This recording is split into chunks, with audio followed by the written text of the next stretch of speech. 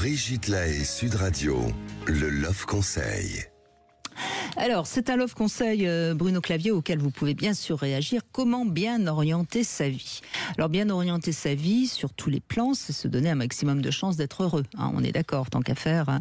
Et c'est surtout grâce à une intelligence émotionnelle qui va être donc reliée à une intuition, qu'on peut plus facilement y parvenir. Donc, c'est toujours important d'analyser quelles sont les émotions qui vous ont poussé à agir ou au contraire à ne pas agir. Bon, généralement, quand on n'ose pas, c'est parce qu'on a une peur un peu trop forte qui nous empêche d'oser. Alors c'est vrai que la vie n'est pas faite d'événements positifs, il faut accepter cette réalité. C'est pas parce qu'on n'a pas de chance que tout d'un coup on va traverser une épreuve ou un malheur, c'est la vie. Mais en revanche, savoir accepter cette épreuve et puis savoir en tirer quelque chose, c'est ce qui va nous permettre de nous rendre plus forts ou plus fragiles.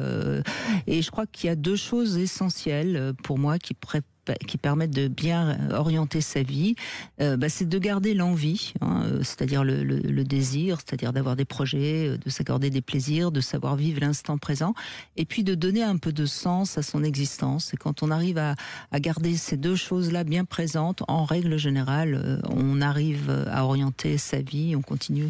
Voilà. Qu'est-ce que vous avez envie de dire à ce Love Conseil? Surtout sur la question du sens. Donner un sens à sa vie, et ça, je crois que c'est pour n'importe quelle personne sur Terre ou n'importe quelle personne qui nous écoute, c'est quel est le sens de ma vie, quel que soit le métier que j'ai fait, quelle que soit l'activité, est-ce que ça a du sens pour moi? Est-ce que je suis venu sur Terre pour donner ce sens-là à ma vie? Et puis, dans ce cas-là, on n'a rien raté, si on est là pour le sens qu'on voulait se donner.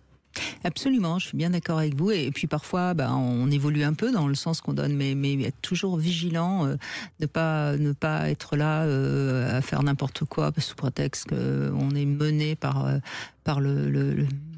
les choses de la vie. Oui, et puis éviter les regrets, parce que ça se transmet. On parlait du transgénérationnel, des générations. Et quand il y a un parent, par exemple, qui a trop de regrets, trop de choses amères, et ça se transmet. Donc il vaut mieux qu'il n'ait pas de regrets. Donc il faut essayer de faire ce qu'on veut faire. Et en plus, les regrets, quand il y en a beaucoup, moi je l'ai remarqué, notamment sur certaines personnes un peu âgées, ça donne un fond dépressif. Ben oui. Et puis ça se transmet, c'est-à-dire l'échec d'un parent va faire un échec des fois, ou des fois une réussite, mais qui des fois se termine en échec. Mais ce que je veux dire, c'est vraiment ça. Et quelle que soit sa position sociale ou n'importe quoi, bien faire ce qu'on aime faire. Oui, et puis après, il y a des gens bien à tout niveau. Voilà, donc soyons positifs.